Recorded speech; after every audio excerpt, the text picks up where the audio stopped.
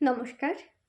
সকলকে বিশ্ব কবিতা দিবসের অনেক অনেক শুভেচ্ছা ও অভিনন্দন।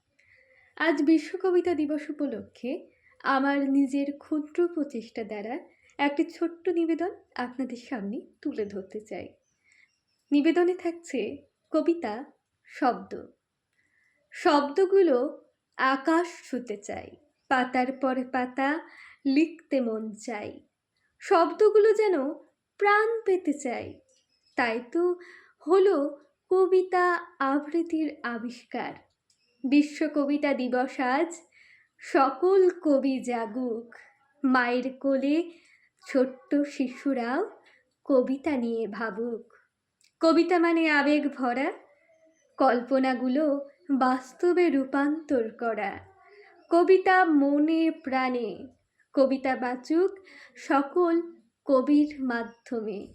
কলমে ছোঁয়ায় প্রাণ পাক শব্দগুলো, ভালোবাসা শুধু থাক কবিতার জন্য।